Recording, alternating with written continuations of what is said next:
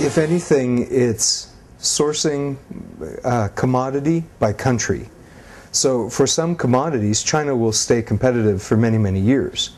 But it's very specific to each company's requirements.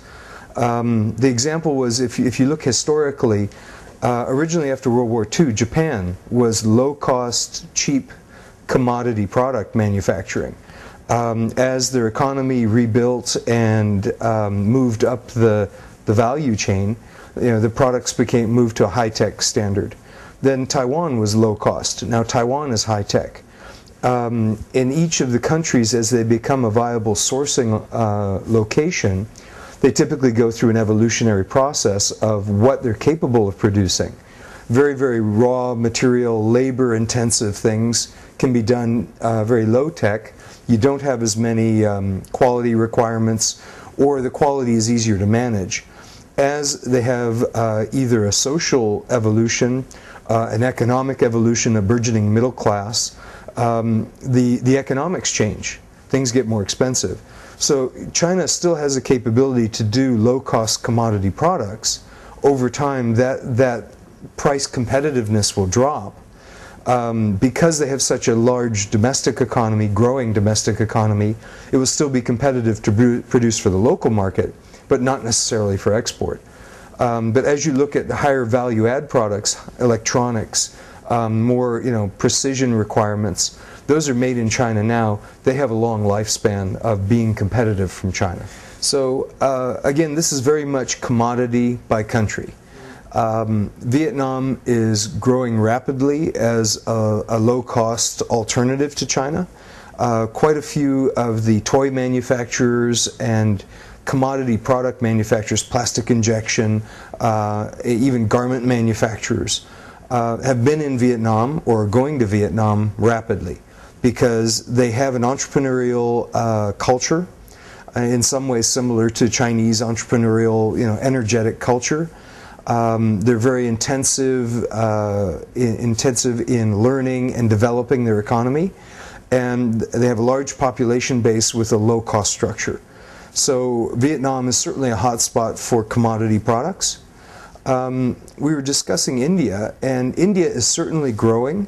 India has a very different culture. So there are cultural issues there that lend itself more to IT services, which it's famous for now, lends itself more to management-related businesses more than discrete manufacturing. India, again, is a large population. Their manufacturing base is growing rapidly, but it will be very much for domestic consumption with some export. And this is, again, talking to some of my peers. We all agreed that India is the place of the future, but when will that future become reality is always the question. We do see Philippines continues to have potential with stable political infrastructure. It is another English language speaking country. They've been very successful with some manufacturing operations. Some companies have been there for 20 years now. So it always has potential depending on political stability.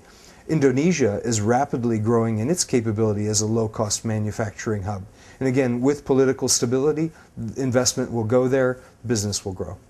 There's a combination of ways that can be addressed. One is through physical inspections.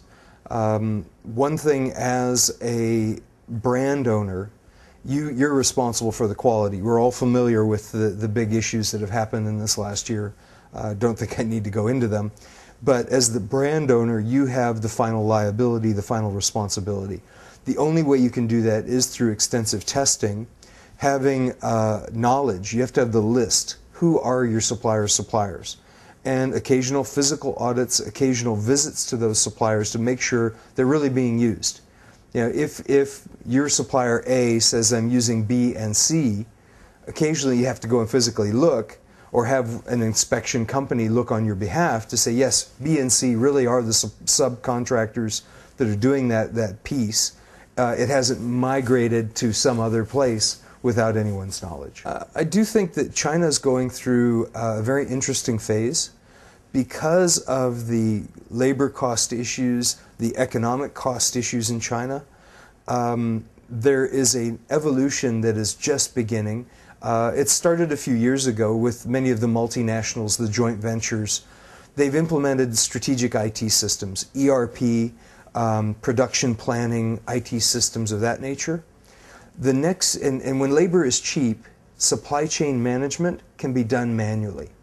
As China labor becomes more expensive, qualified labor becomes more expensive, what we're seeing happening is now the suppliers are looking at doing supply chain management themselves. The suppliers are starting to say, hey, I need to manage my supply chain. I can't just pick up everything cheap the way I used to. I have to have better traceability, better audit ability. And so we're really seeing that the next evolution of supply chain management is implementation of IT systems, supply chain communication, B2B communication type solutions that allow the suppliers to remove cost from their supply chain and maintain that competitive margin that they need to be able to export to the global market.